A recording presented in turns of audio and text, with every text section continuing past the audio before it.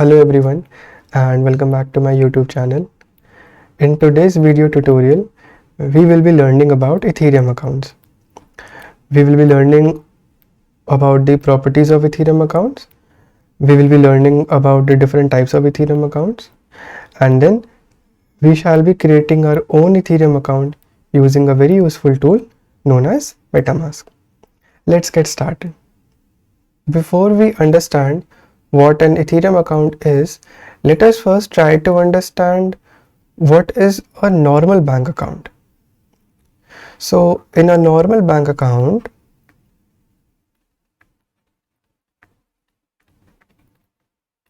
we can store some money and we can transfer money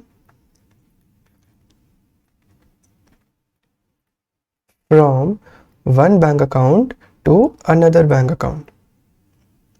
Ethereum accounts are not much different from a normal bank account. Why? Because in Ethereum accounts,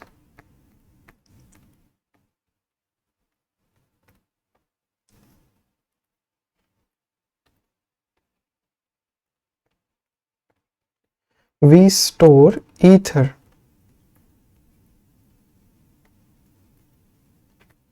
Ether is the currency associated with Ethereum blockchain. And we can transfer Ether from one Ethereum account to another Ethereum account. An Ethereum account is majorly of two types. The first one is an externally owned Ethereum account, and the second one is a contract-based Ethereum account. Now both of these accounts have the capability of receiving or transferring Ether.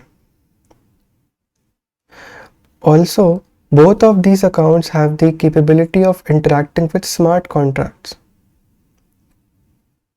But the main difference between both of these is that an externally owned account is managed by a human, whereas a contract-based Ethereum account is managed by some code written in a particular programming language, and in most cases that programming language is Solidity.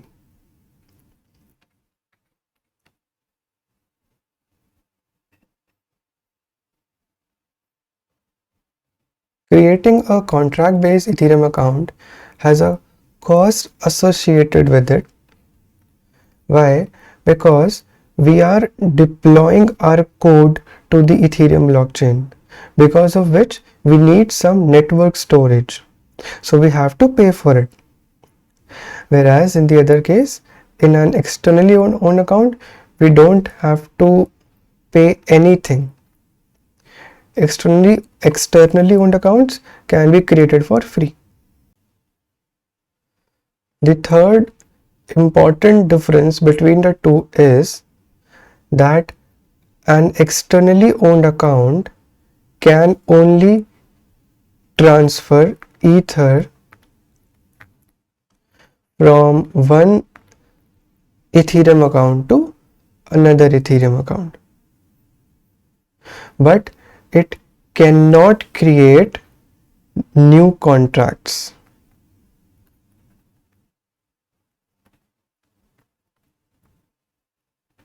It does not have the capability of creating new contracts. It can only transfer Ether from one Ethereum account to another Ethereum account. Whereas in the case of contract accounts can do both of these things. It can transfer Ether from one Ethereum account to another Ethereum account, and also it can create other new contracts. There are a few properties associated with Ethereum accounts. Some of them are nonce, balance, and code hash. Let us understand all three. The nonce in an Ethereum account indicates the number of transactions that have been sent from that Ethereum account. The balance of an Ethereum account denotes the amount of ether present in that Ethereum account.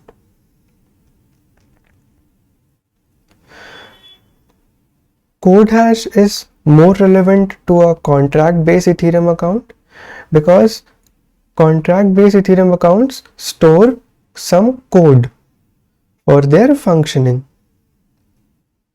Right now, because there is no code associated with externally owned Ethereum accounts, therefore in that case the value of code hash will be an empty string. But in a contract based Ethereum account, the value of code hash will be a hash that refers to the code present in that Ethereum account.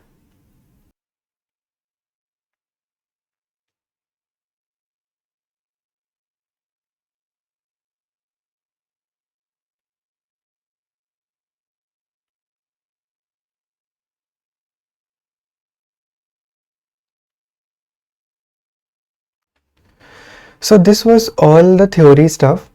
Let us now jump to create our own Ethereum account using MetaMask. So MetaMask is easily available on a mobile app, or we can also use it as a browser extension. So right now at the moment I am using it as a browser extension, and I will quickly move ahead.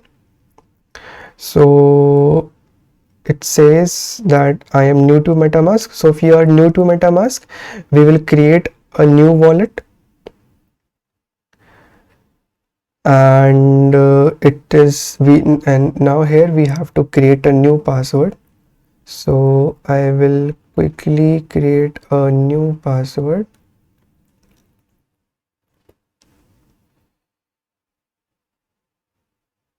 Okay. So at this stage, it says that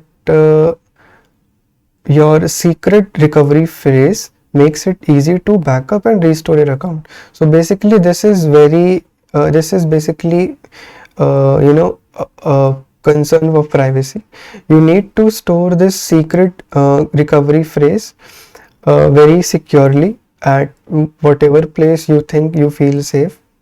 So I will be skipping this for now, but this is a very important step that we have to do. So here we are. We have our own Ethereum account over here.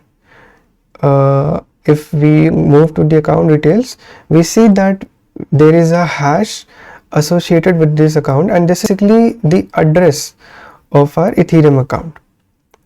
Also, there is a very important point to note that there are several different Ethereum networks that are currently running, right? So there is the Ethereum mainnet, which is basically the real Ethereum network where the real money transactions, real currency transactions take place.